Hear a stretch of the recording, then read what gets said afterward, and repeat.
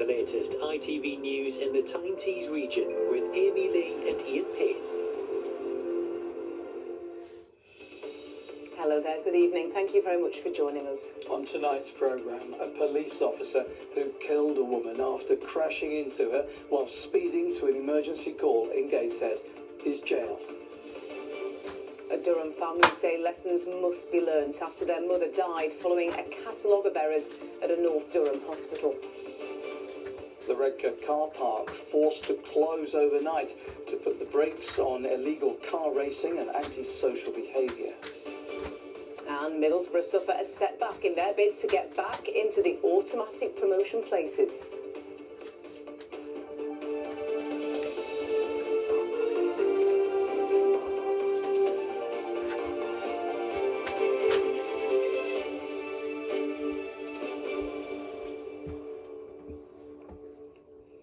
A Northumbria police officer has been jailed for 2 years after killing a woman while speeding to an emergency in Gateshead.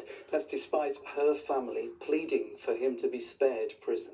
PC Mark Roberts' police car hit the motorbike carrying Muriel Pinckney and her husband Ronald, who were both in their 70s, as he crossed a busy junction near the Metro Centre. 74-year-old Mrs Pinckney's family described the crash as a tragic accident. Our correspondent Rachel Bullock reports from Teesside Crown Court. He was responding to a Grade 1 emergency, a choking 5-week-old baby. PC Mark Roberts sped to the scene with blue lights and sirens on, traffic moving aside to let him pass. He slowed to 25 miles an hour to go through a red light on a busy junction over the A1 motorway and said he didn't see Muriel and Ronald Pinckney's motorbike until it was too late. 74-year-old Mrs Pinckney died. Her husband was left with serious, life-changing injuries. PC Roberts was found guilty of causing death by dangerous driving and today sentenced to 27 months behind bars, despite the couple's family repeating their previous pleas for him to avoid jail. It's taken a long time to get over it. Still not over it, and I don't think I ever will be, but we're getting there as a family. It was an accident, and I don't want him to go to prison. It's just sad. However, the judge told PC Mark Roberts that while he accepts the Pinckney family's moving plea for leniency, he did nevertheless ignore his clear police driver training, which clearly states that officers must slow to a speed which would allow them to easily stop when passing through a red light. And his failure to do so that day has cost a life and left a family devastated. During the trial, the court was told that police officers are trained to drive to arrive, to get to critical incidents quickly but safely, a principle they said PC Roberts failed to apply. The 57-year-old joined the Northumbria force after 22 years in the army, where he'd served in conflicts including Iraq and Afghanistan. The judge told him he was a dedicated, exemplary public servant. But on that day, he was so focused on saving a baby's life, he'd tragically taken another, and prison was the only sentence he could pass. Live now to Rachel Bullock. And Rachel, PC Roberts as well remains suspended from Northumbria Police. Yes, that's right. Northumbria Police released a statement today. They said that PC Mark Roberts has committed a dreadful act and they expressed their sincerest condolences to the Pinckney family. They add that their officers respond to emergencies every day, but tragedies like this one are extremely rare because police drivers are so highly trained and well supported to keep members of the public safe. During the sentencing hearing today, PC Mark Roberts' own barrister told the judge that the 57-year-old is utterly heartbroken and devastated, that his remorse could not be greater. In addition to the 27-month jail term, PC Mark Roberts was also disqualified from driving for 5 years and will face an internal misconduct hearing with the Northumbria force. Rachel Bullock reporting from Teesside Crown Court. Rachel, thank you.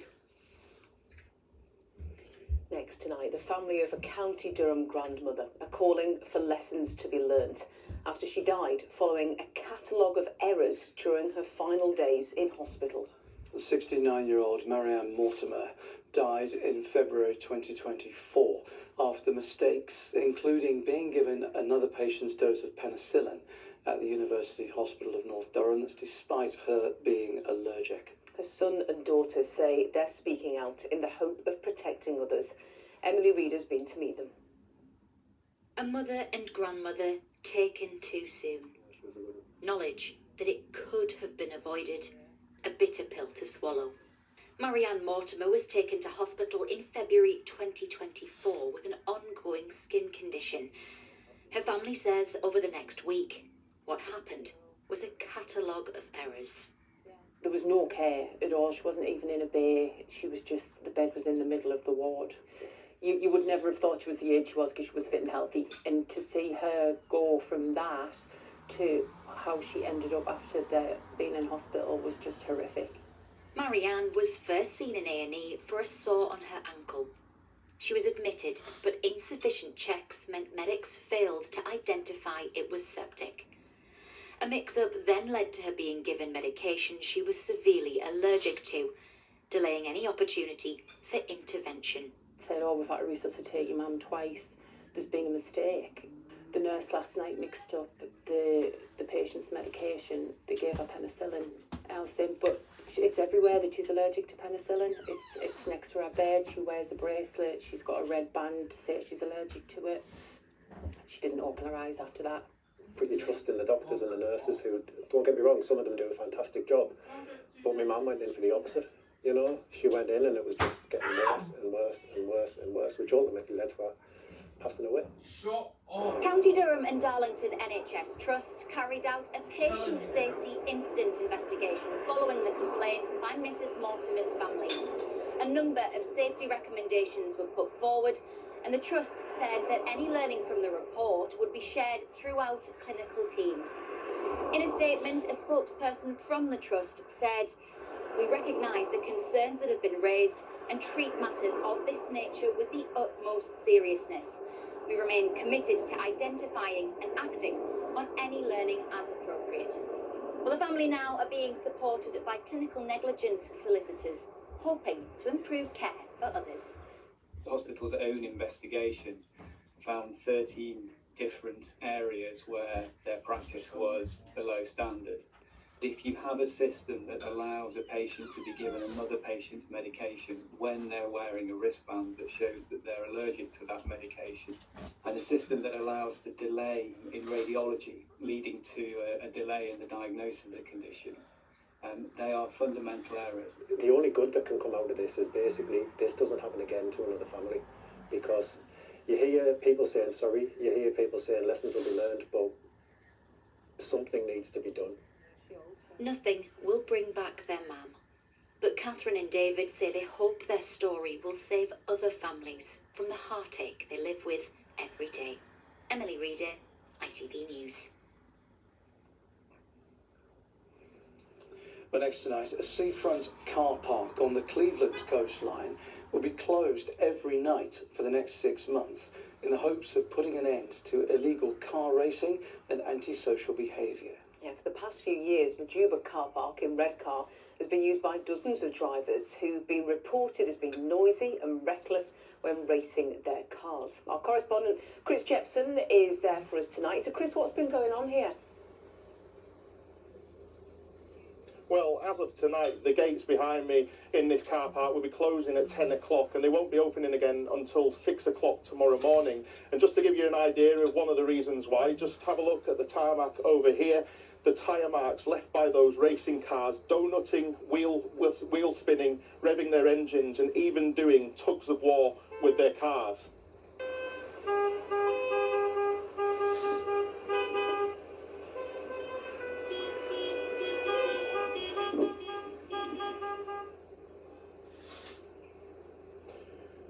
As you can hear from the video, the loud beeping has also been disturbing nearby residents, and the racing into the early hours of the morning, not only dangerous but also very loud as well. Now, the council has introduced public spaces protection order here 5 years ago, but they say that the antisocial behaviour has continued. Along with the usual kind of antics, if you like, of wheel spinning, backfiring in engines, whipping up and down, they've taken to like horn blowing. It's really unreasonable at that time of the morning. All I'm saying is have a bit of common sense about you. It's the dead of the night and we've got horn blowing going on simultaneously with all these cars.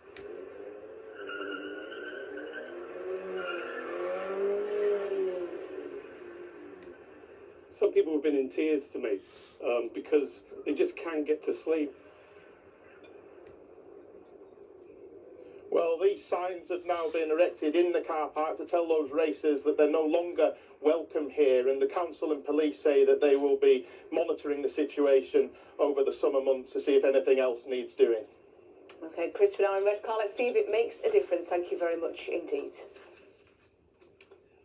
It is a month to go until council elections in parts of the North East, and the leader of the Liberal Democrats visited the region earlier today. So Ed Davey has done lots of campaign stunts in the past, from surfing to bungee jumping, but it was a bit different today. Here's our political correspondent, Tom Sheldrake.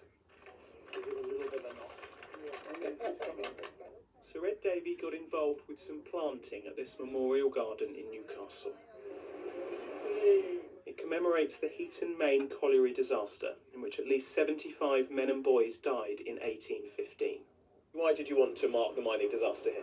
I think it's so strong in the community here, and what's been impressive is how people across the community here in Heaton have come together over a number of years now to mark what happened to the miners here over 200 years ago. And really interesting to hear about how this brings people together, great for their mental health, and gives them a positive environmental activity. Have you dropped the stunts? Are you trying to come across as more serious now? Oh, some people say this is a stunt themselves, but no, listen, the key thing is to engage the community and engage the people, show them that Liberal Democrats have got ideas for them. The Lib Dem leaders' sights are set on this spring's local elections across Tyneside and Wearside. Would the Lib Dems actually run these councils in the North East much different from how Labour have been doing so? Well, absolutely. First of all, we would focus far more on communities. What we feel is sometimes Labour is very centralising, and we'd also prioritise services like care. Social care is one of the issues that I've been focused on as leader. Do you accept it is unlikely you're going to win control of any of these North East councils? Well, I will let the voters make that decision. We think we're getting brilliant response on the doorstep, and increasingly people see it as a battle between Reform and the Liberal Democrats. The Labour vote is collapsing across the North East. We saw that in Durham last year, where Reform won, but it was the Liberal Democrats in a long way behind them. Well, we're the opposition in Durham, and we're exposing how badly Reform is running Durham, and that should be a warning signal to people across the North East. Thank you very much. A little bit more trade. We'll see if there are political fruits from Ed Davey's Labours in a month's time.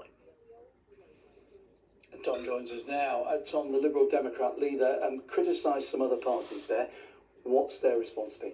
In responding to what Ed Davey said today, Labour claim they are delivering renewal across the North East and that only a vote for them can stop Reform UK in our region. Well, Reform say they're proud of their record running Durham County Council since last May, including increasing council tax by only 2%. The Green Party will also have real hopes of success here. They're focusing on the cost of living, including pledging to freeze how much tenants have to pay in rent.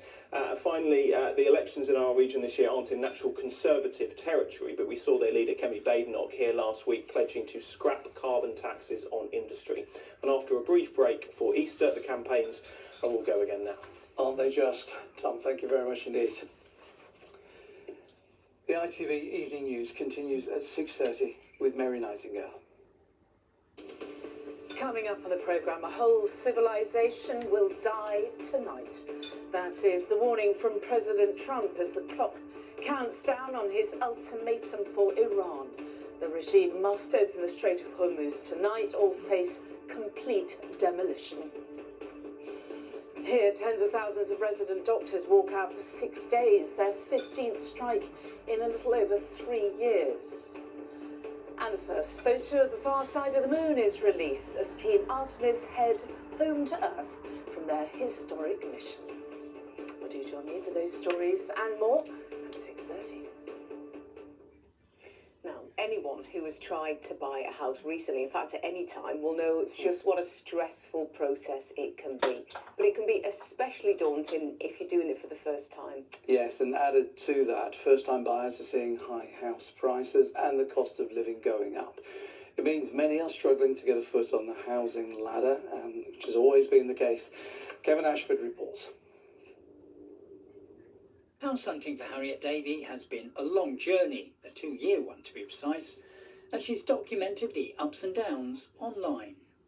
House buying is literally like Goldilocks and the Three Bears, walking around different properties until you find the one that's just right. So we put in an offer and it was accepted immediately. So naturally I started planning our whole new life there until we went back for a second viewing and realised we'd maybe been wearing rose-tinted glasses. It was directly opposite. The property market now is just nothing like what it was when our parents bought, and I don't think they even have an understanding of what the market's like.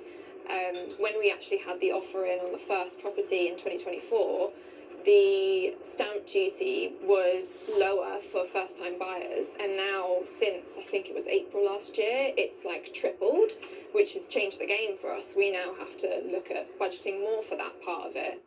Stamp duty relief is still available for first-time buyers, although the qualifying amount has decreased in recent years. The financial pressures generally seem to have had an effect on the profile of first-time buyers. One study found they're getting older. Their average age is now 34. In the mid-1990s, it was 29. And these days, more than half of first-time buyers say they need at least 2 incomes to be able to afford to get a new home. That's up from 40% 3 decades ago. Recent interest rate rises have increased borrowing costs, but staff at this mortgage firm in Gateshead say would-be property purchasers shouldn't be deterred. If you are a first-time buyer looking to get on the ladder, I would urge you to not be put off in terms of interest rates. The most important thing is how the monthly payment is going to fit within your personal budget and your circumstances. We are protected slightly in the northeast with home prices not being as high as they can be in other parts of the country. So we do have a little bit of cushion in terms of how much that's going to impact your monthly payment.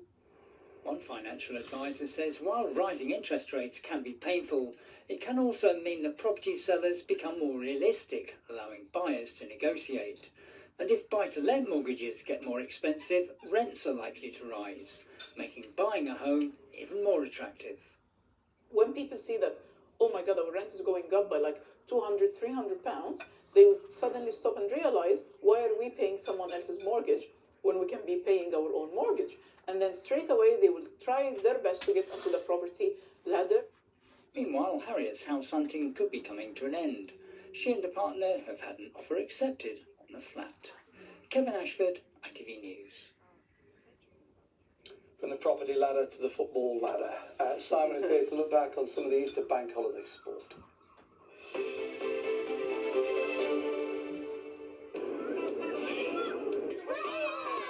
Powering local sport in the community, Octopus Energy sponsors ITV Regional Sports Report. And we start at the top of the championship. It's been a bruising weekend, hasn't it, for Middlesbrough and their automatic promotion chances at least. Yeah, it's not over till it's over, but just 1 point from a possible 6 was not what was required. To try and keep Teesside's glass half full, Borough did recover to earn a decent draw from a pretty wild game at Swansea last night. But they're no longer the favourites to claim the second automatic promotion place.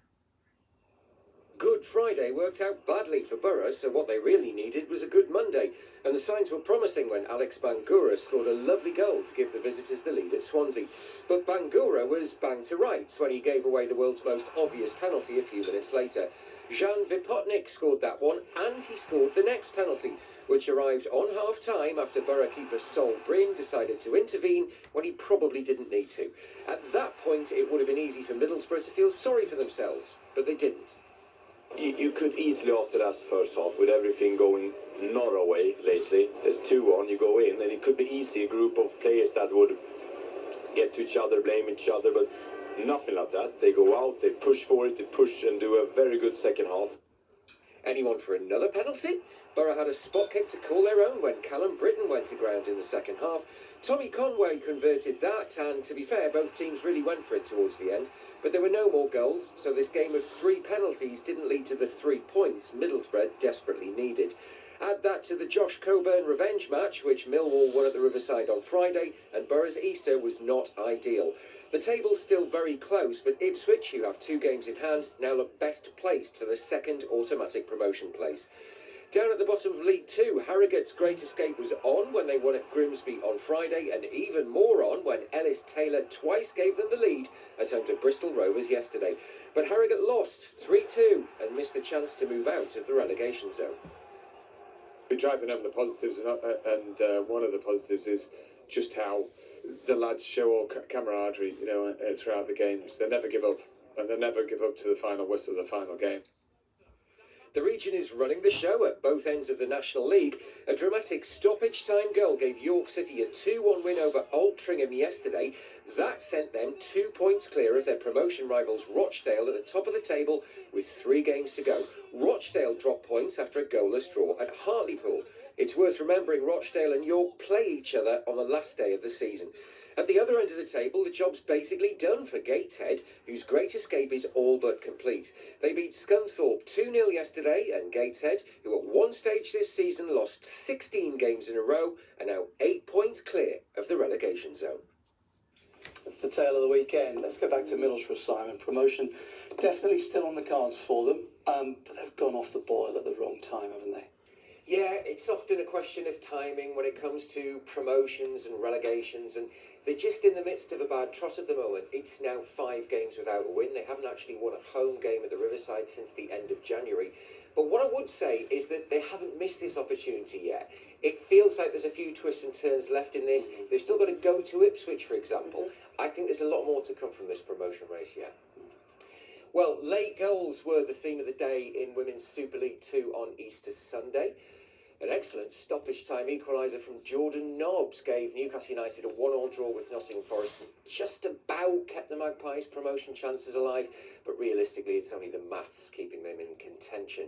A stoppage time penalty from Beth Heppel gave Durham a 2-2 draw against Bristol City, but Durham aren't safe from relegation just yet. Some really interesting news for the women's game involving Sunderland this afternoon. The Bay Collective have agreed to become majority owners of the Black Cats women's team. Now, the Bay Collective is an organisation that has extremely wealthy backers and describes itself as a global platform built to revolutionise women's football. They already own Bay FC, who are based in San Francisco and play in the National Women's Soccer League. Sunderland AFC will retain a minority stake in the women's team to maintain the club's identity and values. The first round of matches in Cricket's County Championship came to a close yesterday. Storm Dave caused damage and disruption at Durham over the holiday weekend. They did get going again yesterday, but a century from Kent's Tawenda Muyaye made sure the Division 2 opener ended in a draw.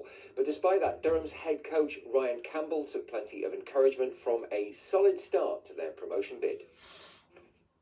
We'll learn. I'd rather walk away from this game knowing that we're putting ourselves in positions to win. And I tell you, if we keep doing that, we're going to win a lot of games. And that's the cold, hard facts. So, yeah, a bit disappointed, but in the end of the day, I thought 3 outstanding days of cricket by us.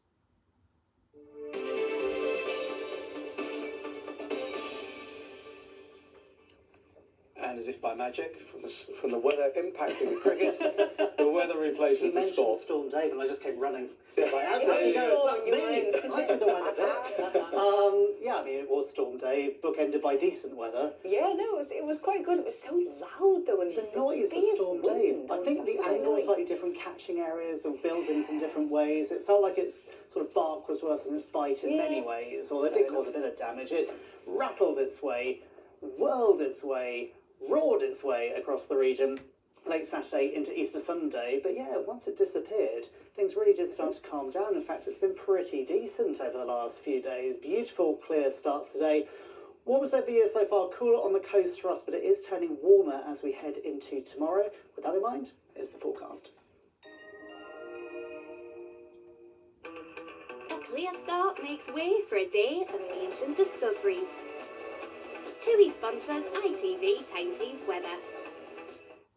Still some decent sunny spells as we end the day. Overnight cloud amounts will vary at times. We'll see a little bit of drizzle where the cloud is thick enough, but good, warm, sunny spells developing into tomorrow. If anything, temperatures a bit higher than we've seen today. Gradually, the cloud is increasing, and it's as we make our way through Thursday, we really start to see a change. Things becoming more unsettled. Also, a cooler feel. Temperatures back down to where they should be at the time of year. At the moment, high pressures clinging on towards the east, keeping things nice and calm, dragging up that warmer air from the south. So Thursday, we're watching the west. It's this front here that's moving its way towards us. It'll take its time reaching us, so actually ahead of that, holding on to the milder air. As it arrives, patchy rain, but also the chillier conditions start to spread in from the west. Temperatures falling by a good few degrees. For now, as we head overnight, cloud amounts will vary at times, but we do see some prolonged clearer skies.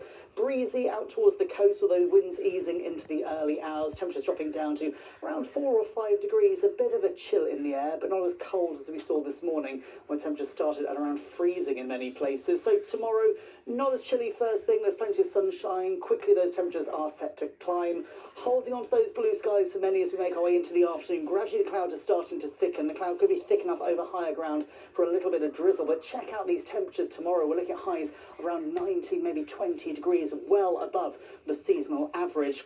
Through Wednesday and into Thursday, holding on to those mild conditions overnight. Into Thursday morning itself, temperatures start to peak into the low to mid-teens. It's later on the cloud is thickening, the spells of rain arriving, and it's behind that we'll really notice that drop in temperatures. TUI sponsors ITV Tyne's weather.